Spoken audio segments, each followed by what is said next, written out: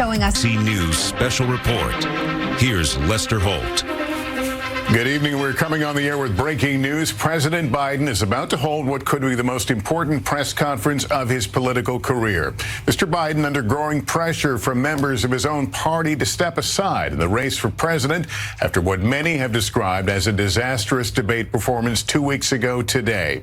Now the eyes of millions of voters and also his key allies inside the Democratic Party will be watching closely to see how he answers the barrage of tough questions likely to come his way in this unscripted format. This is not only the president's first press conference since that debate, but also the first solo press conference he has held in 8 months.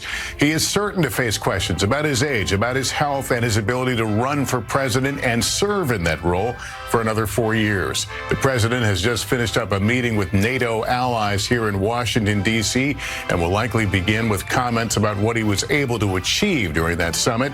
But the question looming over all of this is whether he can regain the confidence of the Democratic Party and assure lawmakers and voters he can take on Donald Trump in the race for president.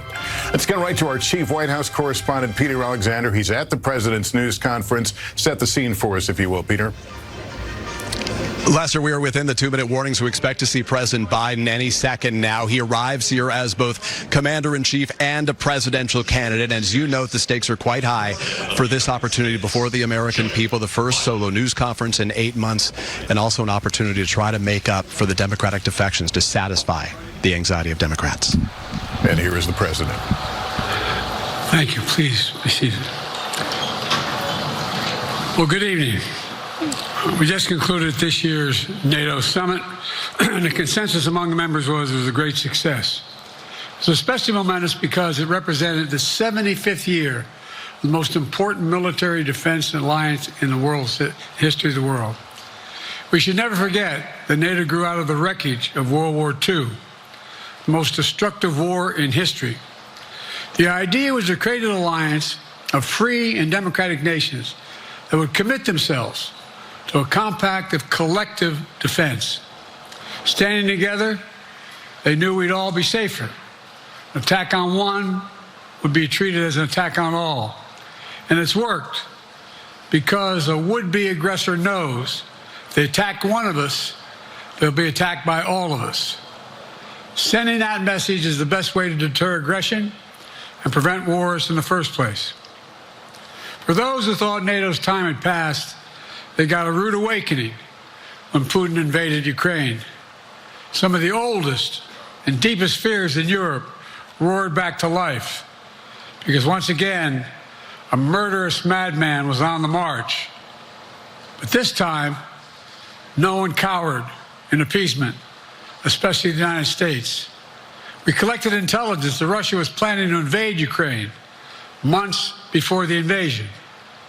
I directed the intelligence community to be a significant amount of intelligence be declassified so I could start building an international coalition to oppose the invasion. Then in February, some of you remember, I warned the world that the invasion was imminent. I rallied a coalition of 50 nations from Europe to Asia to help Ukraine defend itself.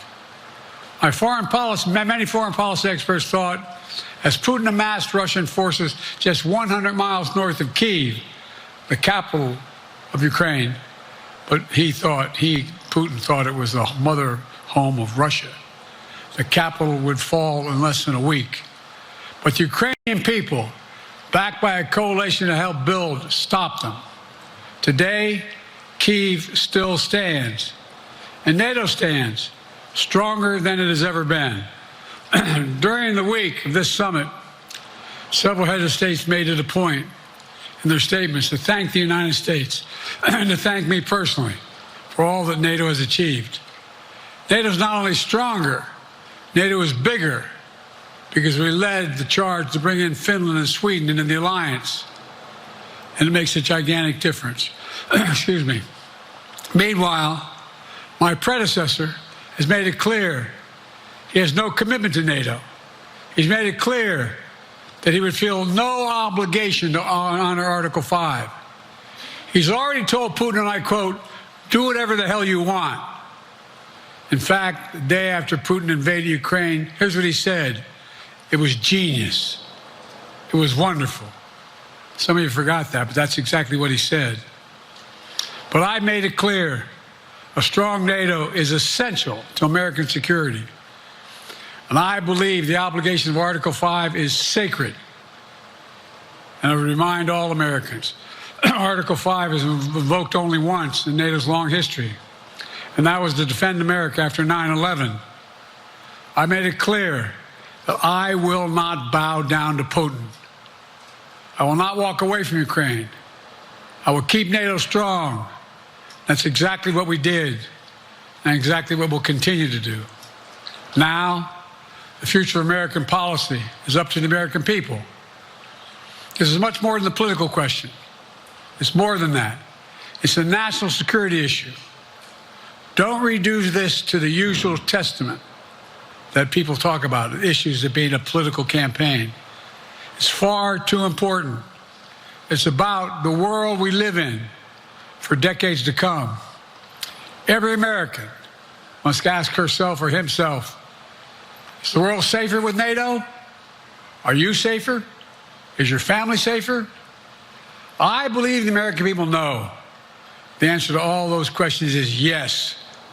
And I believe the American people understand that America is stronger because of our alliances. I believe the American consensus from Truman to Reagan to me still holds today. America cannot retreat from the world. We must lead the world. We're an indispensable nation, as Madeleine Albright wrote. Now let me turn to three other key issues. Just this morning, we had a great economic report showing inflation is down. Overall prices fell last month. Core inflation is the lowest it's been in 3 years. Prices are falling for cars, appliances, and airfares. Grocery prices have fallen since the start of the year. We're going to keep working to take down corporate greed to bring those prices down further. Meanwhile, Trump's calling for a 10% tariff on everything Americans buy, including food from overseas, vegetables, and other necessities. And economists tell us that that would cost the average American working family another $2,500 a year. It's a tax of $2,500 a year. Second, our efforts to secure the border, the southern border, is working. After Trump killed the bipartisan effort to secure the border, Republicans and Democrats had worked on, because he thought it would benefit me and make him a loser, Republicans walked away. So I took executive action last month. As a consequence, working with Mexico, border encounters have gone down over 50%. The current level is lower today than when Trump left office. Third, for months, the United States has been working to secure a ceasefire in Gaza, to bring the hostages home, to create a path for peace and stability in the Middle East. 6 weeks ago, I laid out a detailed plan in writing. It was endorsed by the UN Security Council, the G7. That framework is now agreed on by both Israel and Hamas. So I sent my team to the region to hammer out the details. These are difficult, complex issues. There's still gaps to close. We're making progress. The trend is positive. And I'm determined to get this deal done and bring an end to this war, which should end now. Let me conclude where I began. We're the United States of America. We are the indispensable nation. Our leadership matters. Our partnerships matter. This moment matters. We must rise to meet it. With that, I'll take your questions. I've been given a list of people to call on here. Reuters, Jeff Mason.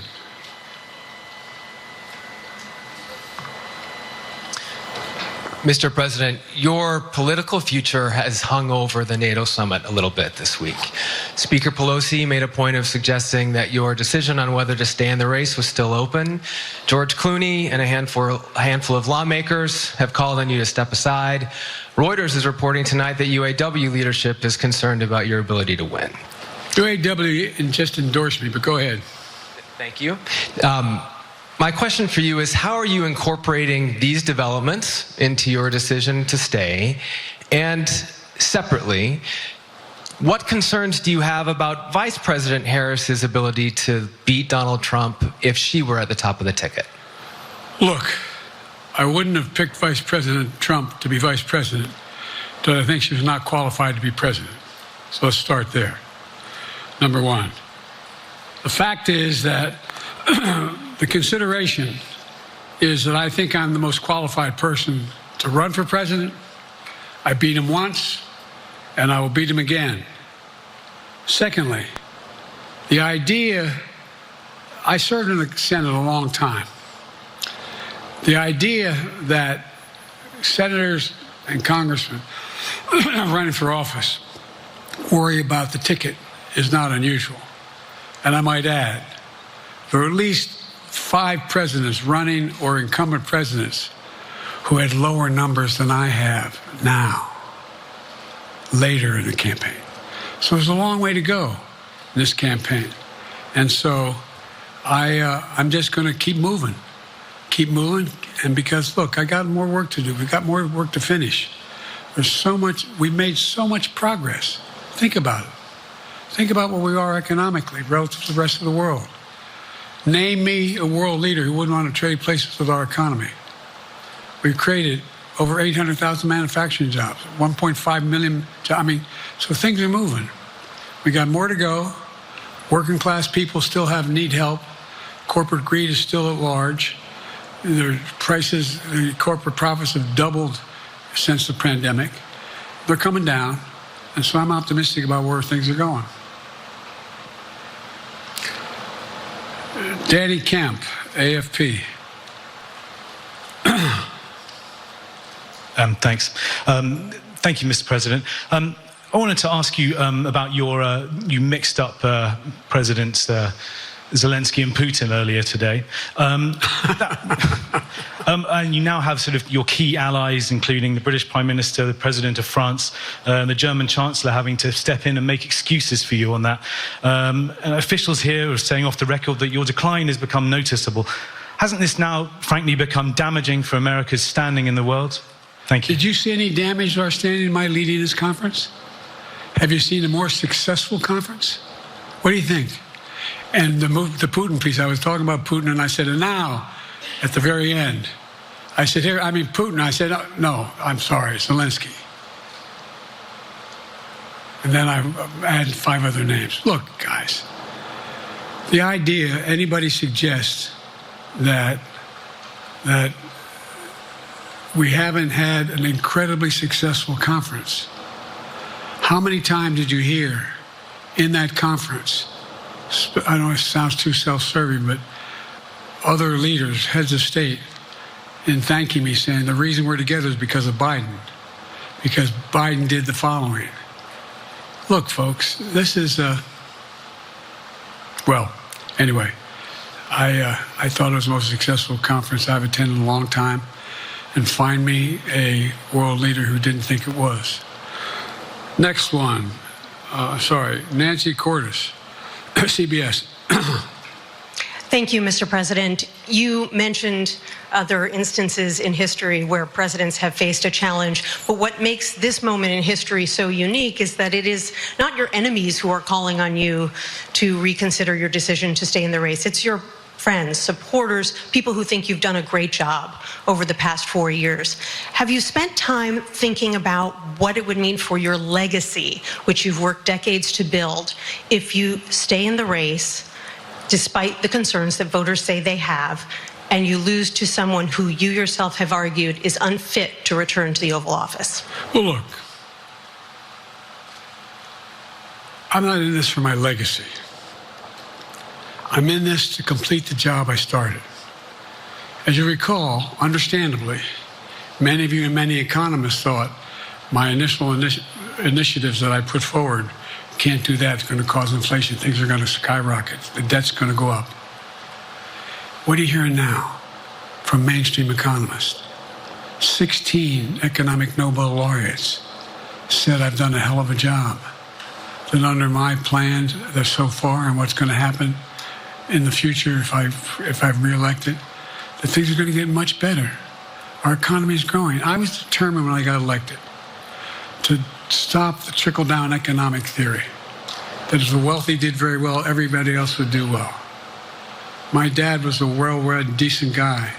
I don't remember much trickling down on his kitchen table. Middle-class people and working-class people need help. And so what happened is I decided to was able to implement as president what I believed when I was a senator. And that is that the way to build this economy is from the middle out and the bottom up. That way we grow the economy. And the wealthy still do very well. They do fine. And guess what? Find me a mainstream economist who said we haven't done well. What have we not done that isn't working right now? And so we got more to do, though. We got to finish the job. And by the way, I come from the corporate state of the world. Delaware has more corporations registered in Delaware than every other state in the nation combined. I'm not anti-corporate, but corporate profits have doubled since the pandemic. Doubled. It's time things get back in order a little bit. It's time, for example, if I'm reelected, we're going to make sure that rents are kept at 5% increase. Corporate rents for apartments and the like and homes are limited to 5%. We're going to make a lot of changes that I've been talking about because we're going to continue to grow this economy. And by the way, remember how I got so roundly criticized for being so pro-union, not labor, union. Well, guess what? I've been the most pro-union labor president in history. Not a joke. And guess what? We had the Treasury Department do a study. When unions do better, everybody does better. Everybody does better. And we talk about how, for example, remember when we talked about getting the computer chip industry back in the United States? Used to be 40% of the industry. We invented the chip. 40% of the industry was in the United States. And former presidents decided that the best way to do it is find the cheapest labor in the world, send the product over there and import what the product was. And so what did I do? I was told not to go over to to Asia, including Europe, but Asia. And I remember going to South Korea, convincing them to invest $20 billion in the United States to build computer chip factories.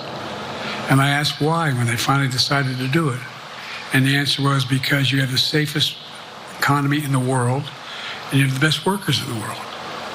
So the whole idea here is we've invested, there's over $50 billion in investment in computer chip manufacturing just coming into being. None of you thought that would happen. None of you thought that would happen. But it's happening. It's happening. And it's going to grow economies. All through, and by the way, red states and blue states. Matter of fact, there's as much in red states as blue states. I've made no distinction. So my generic point is that the idea that we can't continue to build and grow the economy, make it fair. And like I said, from my standpoint, when the middle class does well, that's when the whole economy grows. The poor have a shot, the wealthy do well. But the wealthy got to start paying their taxes. As a follow-up, sir, you mentioned that your Vice President Kamala Harris would be ready to serve on day one. Can you elaborate on that? What is it about her attributes and her accomplishments over the last 4 years that make her ready to serve on day one if necessary? First of all, the way she's handled the issue of freedom of women's bodies to have control over their bodies. Secondly, her ability to handle almost any issue on the board. This was a hell of a prosecutor. She was a first-rate person, and in the Senate, she was really good. I wouldn't have picked her unless I thought she was qualified to be president. From the very beginning, I made no bones about that. She is qualified to be president. That's why I picked her. Felicia Schwartz, Financial Times. Thank you, Mr. President. Presidency is the most straining job in the world, and it's 24/7. How can you say you'll be up for that next year, in 2 years, in 4 years, given the limits you've acknowledged that you have today? The limits I've acknowledged I have? There's been reporting that you've acknowledged that you need to go to bed earlier and your evening around 8. That's not true. Look, What I said was, instead of my every day starting at 7 and going to bed at midnight, it'd be smarter for me to pace myself a little more. And I said, for example, the 8, 7, 6 stuff, instead of starting a fundraiser at 9 o'clock, start at 8 o'clock. People get to go home by 10 o'clock. That's what I'm talking about. I'm not talking about, and if you looked at my schedule since I made that stupid mistake in the campaign, in the debate, I mean, my schedule has been full bore. I've done, where's Trump been? Riding around in his golf cart, filling out his scorecard before he hits the ball? I mean, look, he's done virtually nothing. And I have, I don't know how many, don't hold me to it, roughly 20 major events. Someone with thousands of people showing up. And so I just think it's better. I always have an inclination, whether I was playing sports or doing politics, just to keep going, not stop. I just got to just pace myself a little more. Pace myself. And the next debate, I'm not going to be traveling into 15 time zones a week before. Anyway, that's what it was about. That's what it was about. And by the way, even with that, I love my staff, but they add things. They add things all the time. At the very end, I'm catching hell from my wife for that. Anyway,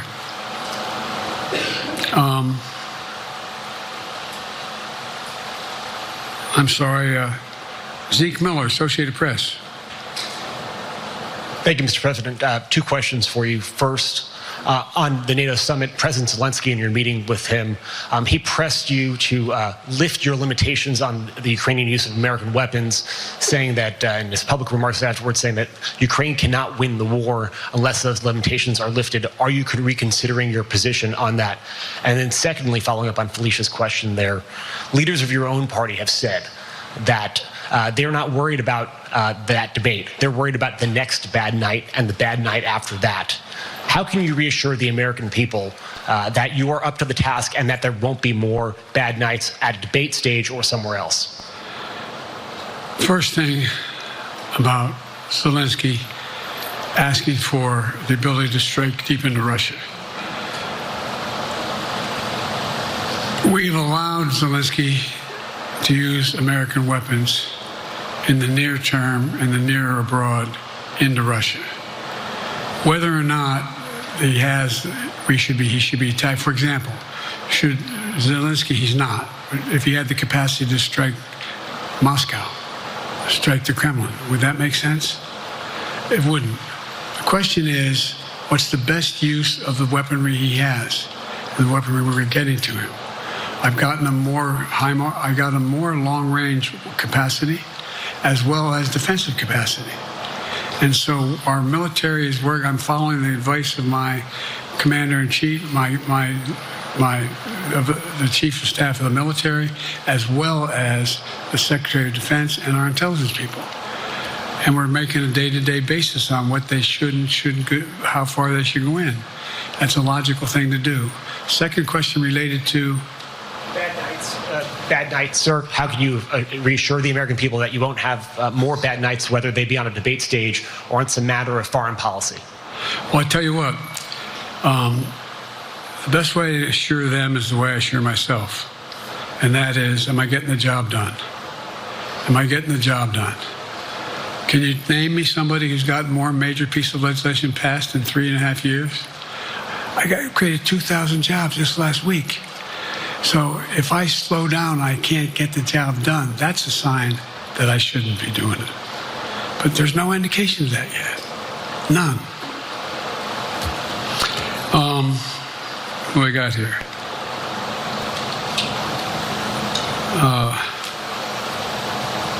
Merrick, Pulaski Radio. Thank you, Mr. President. How are you? I'm well. The elections in the US have consequences around the world. You have pretty high standing in Europe. I just asked President Macron about you, and he said we are happy to have him as the President of the United States. But there is a concern. Many people in Poland and across Europe are worried that the former president may win the election. And there's a lot of concern that Donald Trump may weaken NATO, stop supporting Ukraine, or push Ukraine to give up territories to Russia. They're correct. And you yourself was warning just 2 minutes ago about it. So my question is, do you think that Europe will be left on its own if Donald Trump wins the election? And what's your advice to European leaders to prepare for possible US disengagement? Well, look, I think, how can I say this without sounding too self-serving? I'm not having any of my European allies come up to me and say, Joe, don't run. What I hear them say is, you've got to win. You can't let this guy come forward. He'd be a disaster. He'd be a disaster. I mean, I think he said in one of his rallies, don't hold me to this, recently, where NATO, I just learned about NATO or something to that effect. Foreign policy has never been his strong point. And he seems to have an affinity to people who are authoritarian. That worries, as I tell you from Poland, that worries Europe. That worries Poland. And nobody, including the people of Poland, think that if he wins in Ukraine, he's going to stop in Ukraine, that that's going to be the end of it. And so what I can say is, I think I'm the best qualified person to do the job, to make sure that Ukraine does not fall, that Ukraine succeeds, that the European alliance stays strong. You may recall, no one was talking about Finland joining NATO. I remember talking to Putin right after we got elected in Geneva, and he was talking about what we should do. We couldn't be in Eastern Europe, etc. And I said, you're looking for the Finlandization of Ukraine, as you're going to get the NATOization of Finland. And about 4 weeks later, I got a call. No, that's not true. Probably 5 months later, from the president of Finland, could he come and see me? In my office. I invited him to the Oval Office. We sat down and talked. He said he wanted to join NATO. Could I help? And I did. It wasn't automatic. And then I got a call from the Swedes. I beg your pardon?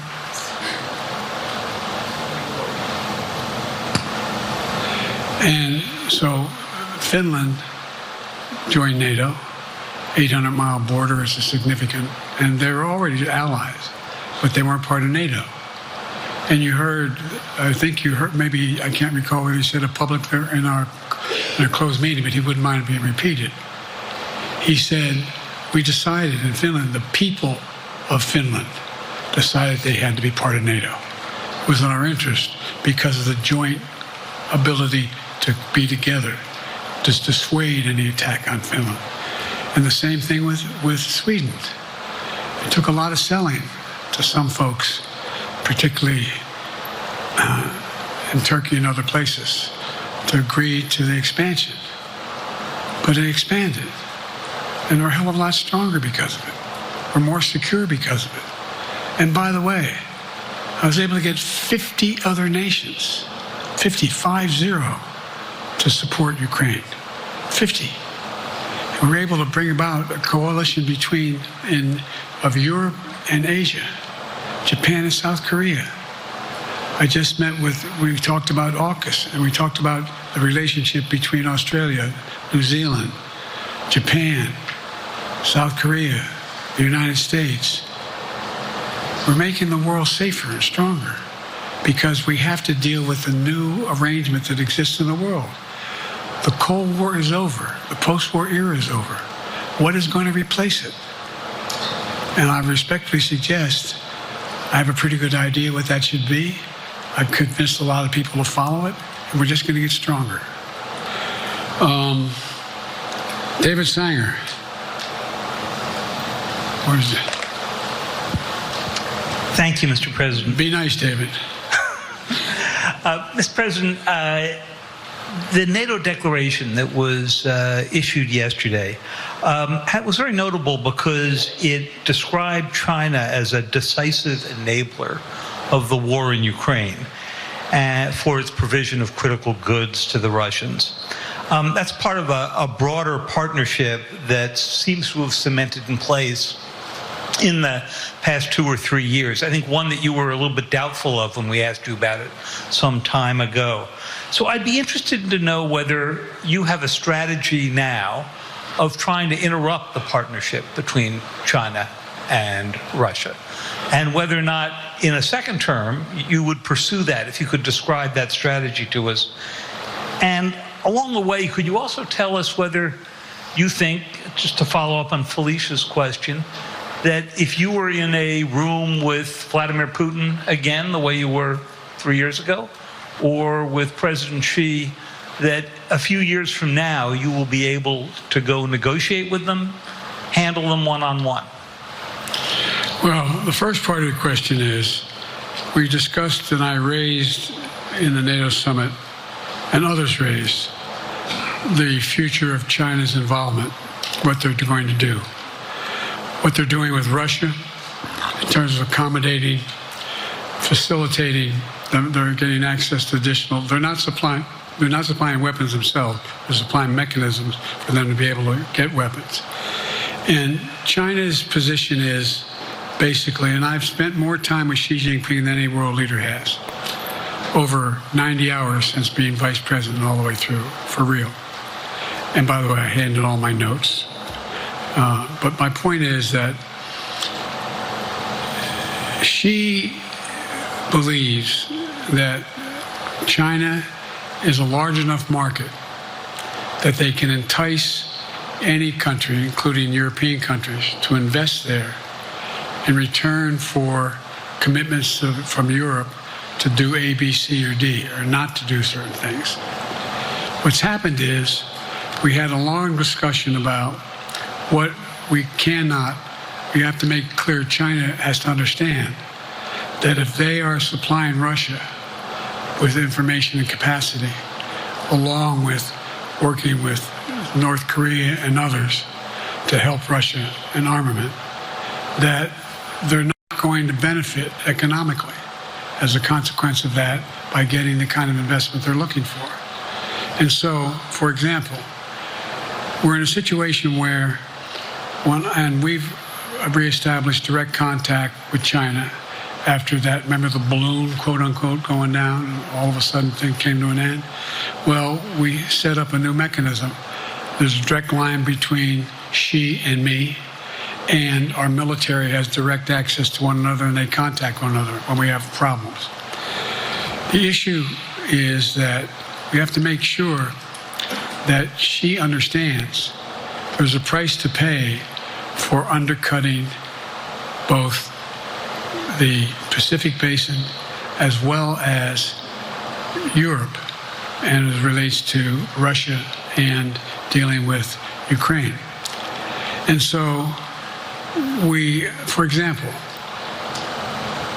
if you want to invest in China, as you know this area really well, want to invest in China, you have to have a 51% Chinese owner. You have to make sure that you do by their rules.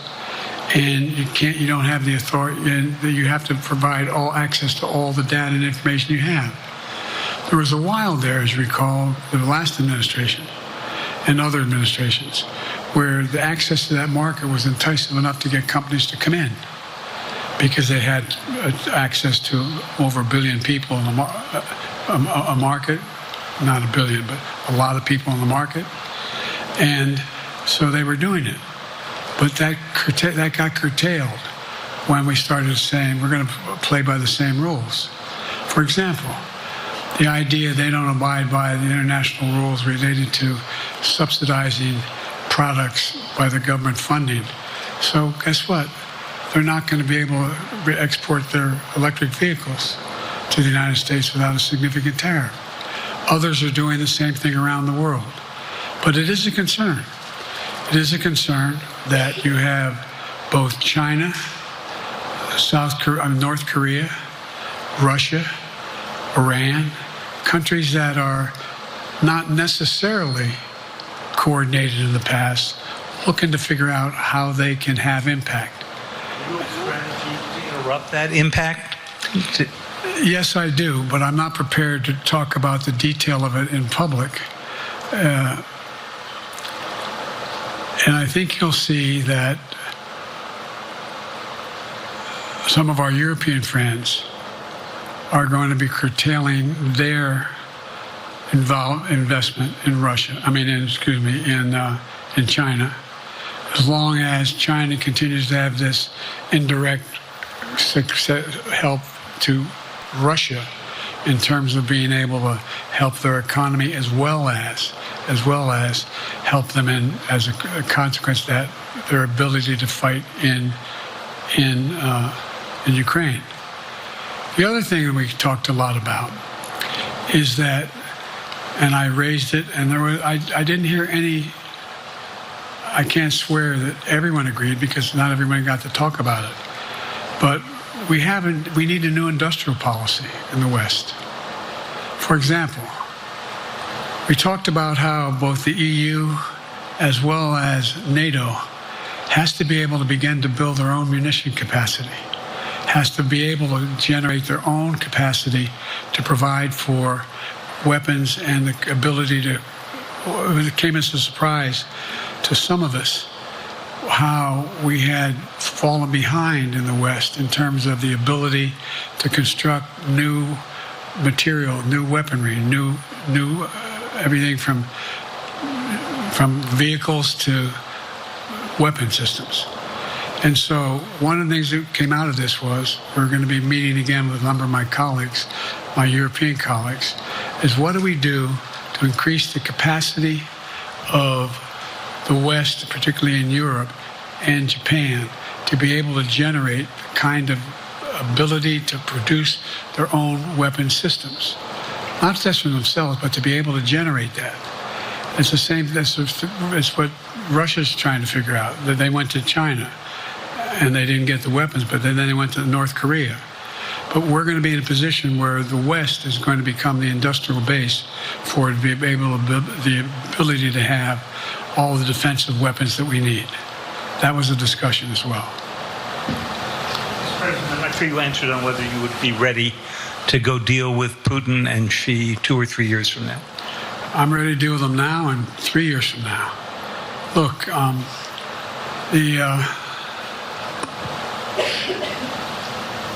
like I said, I'm dealing with Xi right now and direct contact with him. I have no good reason to talk to Putin right now. There's not much that he is prepared to do in terms of accommodating any change in his behavior. But there isn't any world leader I'm not prepared to deal with. But I understand that a generic point is Putin ready to talk? I'm not ready to talk to Putin unless Putin's ready to change his behavior. And the idea, look, Putin's got a problem. First of all, in this war that he is supposedly have won, and by the way, I think, don't hold me to the exact number, but I think that Russia had 17.3% of Ukraine that they conquered. Now it's 17.4. I mean, in terms of percentage of territory. They've not been very successful. They've caused horrible damage, loss of life. But they've also lost over 350,000 troops, military, killed or wounded. They have over 1 million people, particularly young people with technical capability, leaving Russia because they see no future there. They've got a problem. But what they do have control of is they are very good at controlling and running the public outcry that relates to how they use mechanisms to communicate with people. They lie like hell through the constituencies. They lie like hell about what's going on.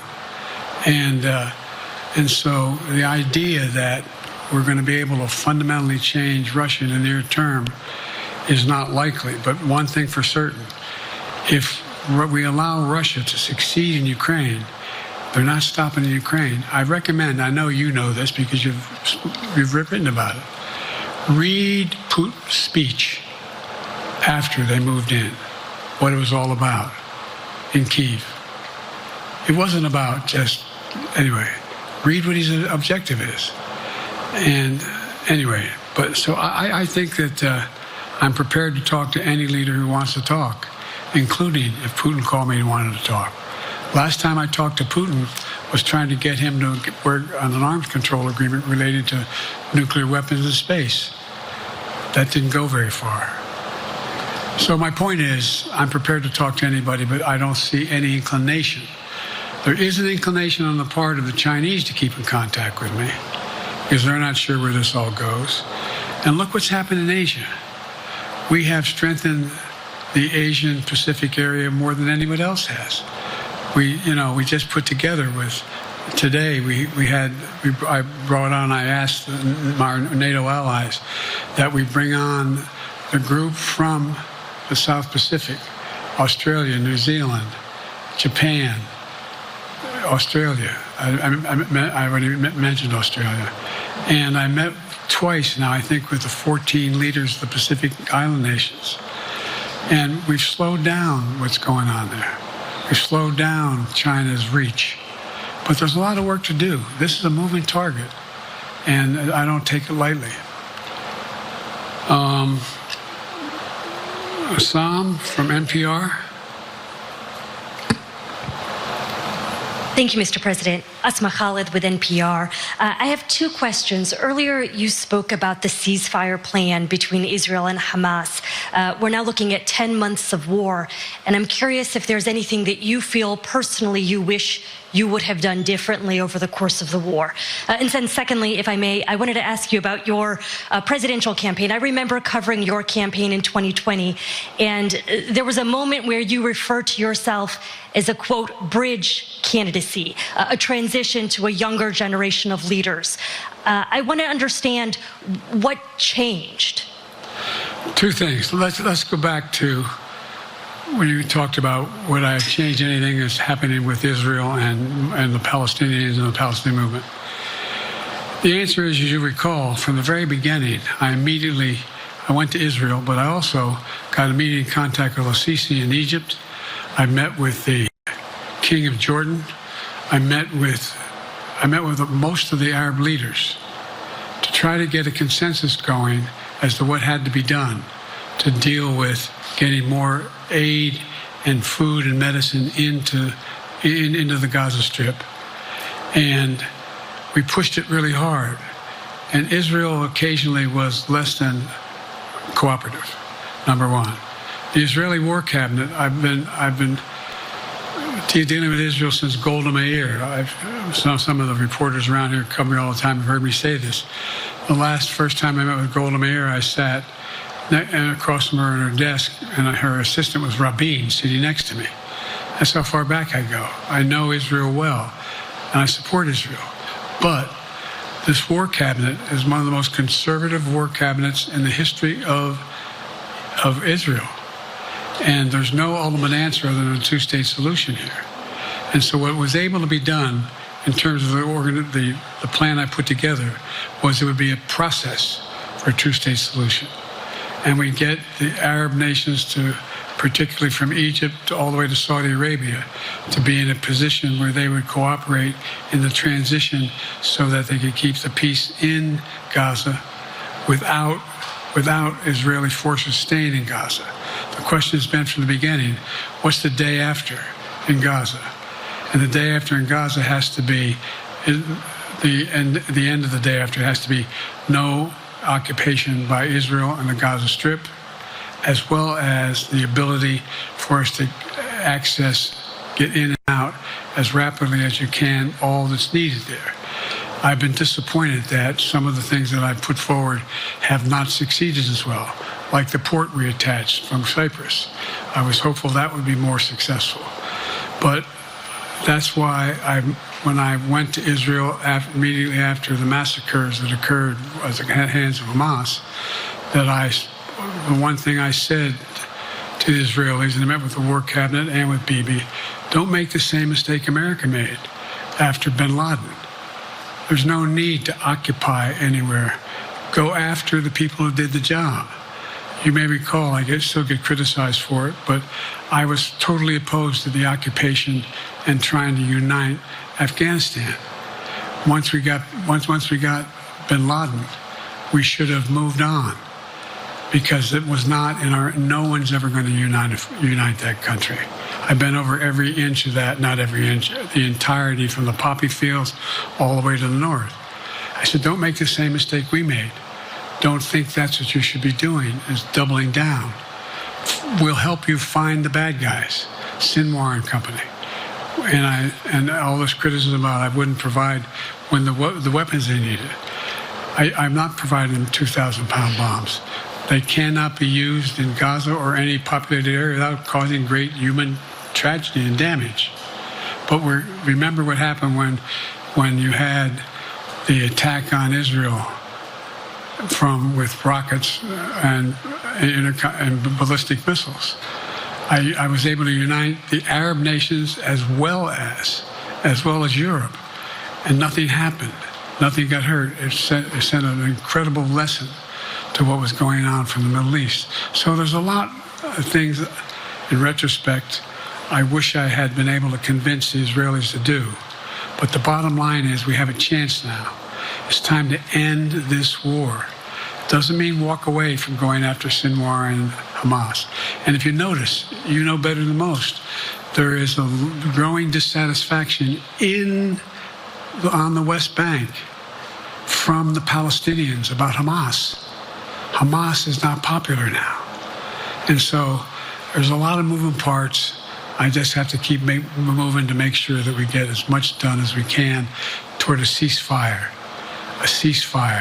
and get those. And by the way, look at the numbers in Israel. I mean, my numbers are better in Israel than they are here. But then again, they're better than a lot of other people here too. But anyway. Bridge candidacy in 2020. You referred to yourself as being a bridge candidate for a younger, fresher generation of Democratic leaders, and I wanted to know what changed. What changed was the gravity of the situation I inherited in terms of the economy, our foreign policy, and domestic division.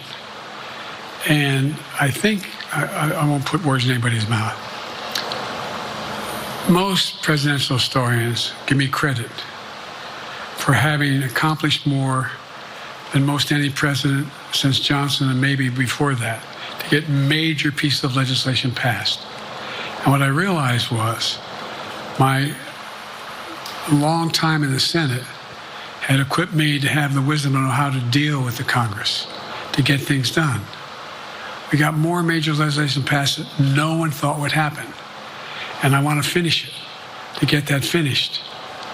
If tomorrow, if we had a circumstance where there was a lineup and I hadn't inherited what I did and we just moved things along, anyway, it's going to change. Last question. Haley Bull, Scripps. Or no, Josh Weingrove, I'm sorry, was the next one. I'll do two more questions. Thank you, Mr. President. Many of your colleagues, Democrats on the Hill, are watching tonight as they assess what they want to say about your candidacy. I'm wondering how you're thinking of this right now. It seems like your answer is clear, but they're watching how things go tonight, tomorrow in Michigan, next week in Texas and Nevada. Are you thinking that way about how the next week or two goes would inform your... Am I using that way, you say? Are you thinking that way about how the next 2 weeks go? Will that affect your decision, or are you fully determined on running in November as the party's nominee? I'm determined on running, but I think it's important that I allay fears by let them see me out there. Let me see them out. For the longest time it was, Biden's not prepared to sit with us unscripted. Biden's not prepared to, anyway. And so what I'm doing is, and I've been doing, I think we've done over 20 major events from Wisconsin to North Carolina to demonstrate that I'm going out in the areas where we think we can win, where we can persuade people to move our way, or people are already there. And here, look, the other thing is, we have the most extensive campaign organization of anybody's had in a long, long time. We have well over 1,000 volunteers knocking on doors, making phone calls, making tens of thousands of phone calls.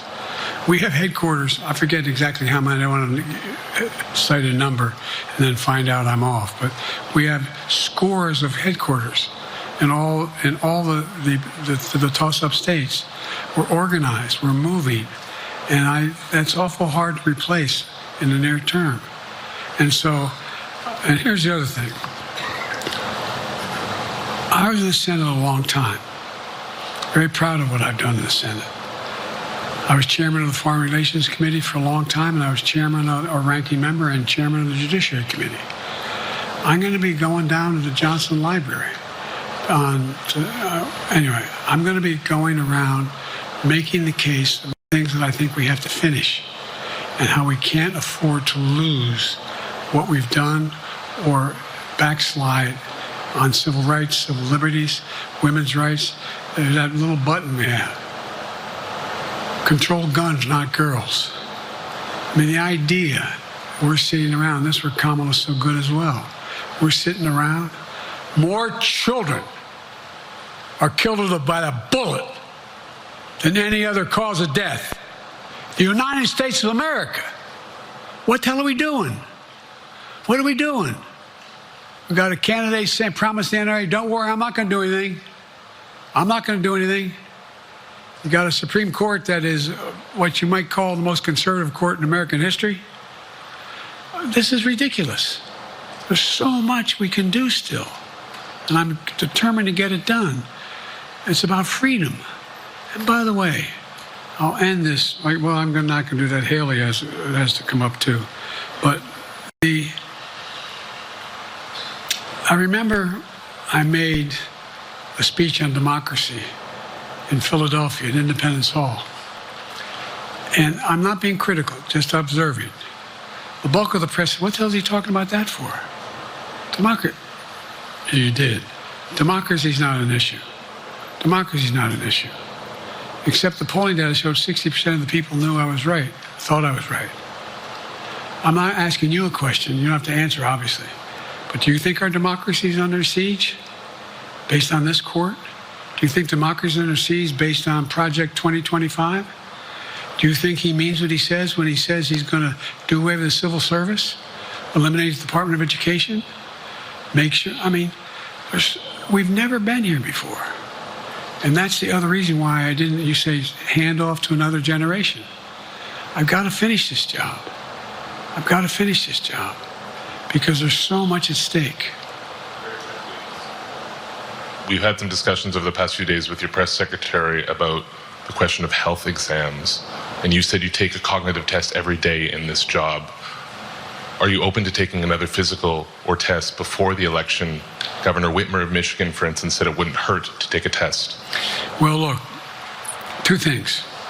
One, I've taken 3 significant and intense neurological exams by a neurologist. In each case, as recent as February. And they say I'm in good shape, okay? Although I do have a little problem with my left foot because it's not as sensitive because I broke my foot and didn't wear the boot. But I'm good. I'm tested every single day about my neurological capacity to do decisions I make every day. You talk to my staff, all of you talk to my staff. Sometimes my staff talks a lot.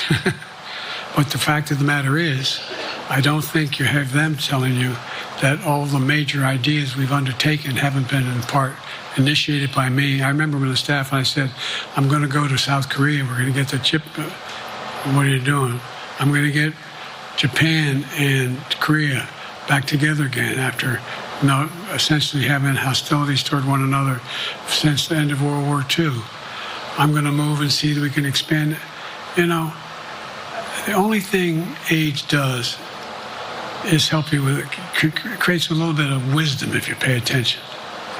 And so the point I'm making is, I think it's important that if the neurologist tells me he thinks I need another exam, and by the way, I've laid every bit of the record out. Hadn't hidden a thing. You ought to ask Trump for his, okay? I laid it all out. And every single day I'm surrounded by good docs.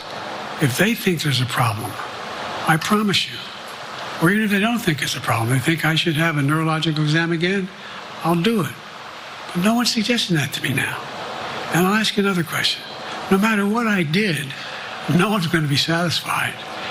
Did you have 7 docs? Did you have 2? Who'd you have? Did you do this? How many times did you? So I am not opposed if my doctors tell me I should have another neurological exam. I'll do it. But that's where I am. Haley Bull, Scripps. Thank you, Mr. President. You said you're making decisions on a day-to-day basis when it comes to support for Ukraine. Does that mean you have not closed the door on further considering lifting restrictions for U.S.-made weapons inside Russia? And if I may, your convention is coming up where your delegates are pledged to make you the official nominee. If they have second thoughts, are they free to vote their conscience? Obviously, they're free to do whatever they want, but I get overwhelming support. Overwhelming support. I won, I forget how many votes I won in the primary. Overwhelming. And so tomorrow, if all of a sudden I show up at the convention, everybody says, we want somebody else, that's the democratic process. It's not going to happen. Even if that means they vote for someone else? Sure. Look, I'll end this with this. I served in the Senate a long time. I understand the impetus of candidates running for local office and whether they think the topic can help them or not. In my state of Delaware, which was a very, at least it was a red state when I started, in terms of where you now talk red and blue.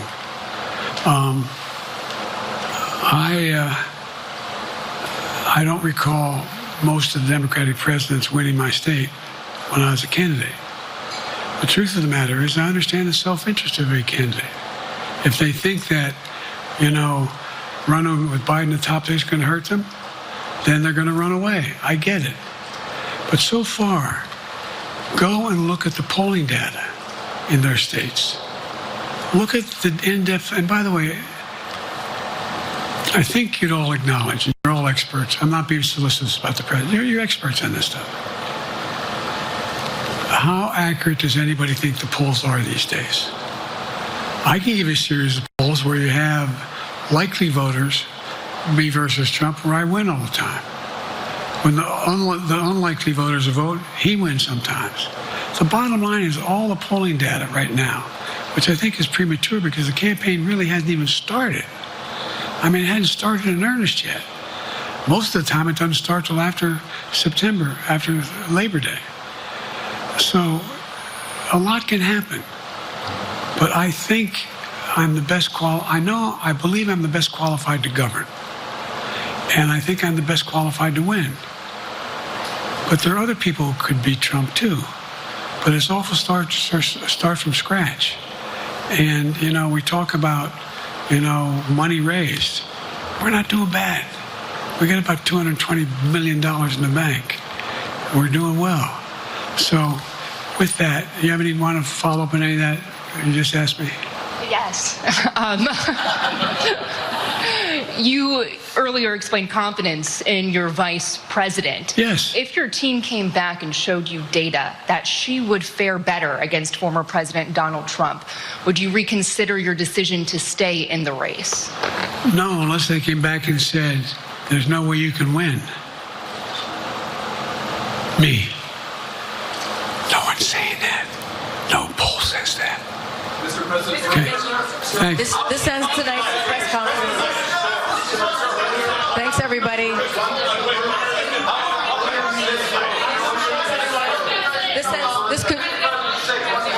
This concludes. respectfully, earlier you misspoke in your opening answer. You referred to Vice President Harris as Vice President Trump. Right now, Donald Trump is using that to mock your age and your memory. How do you combat that criticism from tonight? Listen to him. This concludes tonight's press conference. Thank you, everybody. Thanks, everyone. President Biden leading a lengthy news conference, a solo news conference, the first that we have seen since last November, a considerable amount of time. As we expected, he took a lot of questions about his cognitive ability, about the move among many Democrats to remove him from the ticket. Many of them he deflected, others he took straight on. Washington correspondent Hallie Jackson is with me. Our friend Peter Alexander, our colleague, brought what I wanted to talk to you about. We look at this differently than a typical news conference because we're looking for all these things that have created such concern among Democrats. What did you see? Yeah, that early flub where he misspoke and said Vice President Trump instead of Vice President Harris got a lot of attention almost right away from Republicans, including, as Peter there notes, former President Trump, who jumped on that. But remember, in the course of this hour-long, nearly news conference, the president also took a series of questions on foreign policy, on the kind of substance that his campaign believes and are saying publicly, even in the last few minutes, that President Biden really shines on this front. I've heard from one sitting Democrat who says this was kind of an ink blot test, this news conference here. If you were with Joe Biden coming into it, you are probably feeling good about where he is now, or at least feeling okay. If you believe that the president should be stepping off the ticket, this probably didn't do much to change your mind in the eyes of this person here. And I think that that is probably the dynamic that you're going to see play out over the course of the coming hours and days. Lester, you make an important point here. In an alternate universe where that debate performance exactly 2 weeks ago tonight did not happen, there would likely be far less attention on the flubs, on the demeanor, on sort of the style points for President Biden here, and more of a focus on the substance. But the reality is Democrats are concerned. More than a dozen of them have come out publicly now as of tonight and said they believe that President Biden should come off the 2024 ticket. The call is coming from inside the House from Democrats here, Lester. So it's just not the current reality that the focus is going to be on these international issues right now when the president is very much tonight speaking to that domestic audience and to his own party. Let's talk to our friend Peter Alexander right now, chief White House correspondent who was at the president's news conference. Peter, I want to get your thoughts. I did notice something near the end of the news conference. The president acknowledged that there could be others who could defeat, other Democrats who could defeat Trump. Lester, I think you're right, and he made an interesting point there where he seemed to open the door to the possibility that he would withdraw from this race, saying if he was shown evidence that Kamala Harris could beat Donald Trump and that there was sufficient evidence that he could not. There is already some polling that indicates that Kamala Harris might have at least as good of a chance as he does right now. He said only under those circumstances would he consider it, but he said that is not going to happen. I do want to echo some of what Hallie said there. I think performatively for the president tonight, he's going to be haunted by the opening comments that many Americans likely saw where he misspoke and he referred to Vice President Harris as Vice President Trump at the end. I just misspoke myself. At the end, I asked him about it, and he said of former President Trump, just listen to him. But substantively, of course, he did demonstrate his years of service, his understanding of foreign policy from China to Russia to Israel and across the world. So now the challenge for this White House is that a lot of this is going to be digested in simple sound bites that are seen outside of this news conference, where it's either weaponized or manipulated, or people only see bits of it. And the question is that enough to snuff out the rebellion, the defections among Democrats, and enough to satisfy the president's critics? And the president doesn't seem in much hurry to leave, Peter. Yeah, no, I think that's exactly right, Lester. He stuck around. He heard there was a lot of yelling from other reporters. Finally took one more before departing. All right, Peter, thanks. That concludes this NBC News special report. Join me Monday when I interview President Biden exclusively. The complete conversation on Primetime Monday at 9.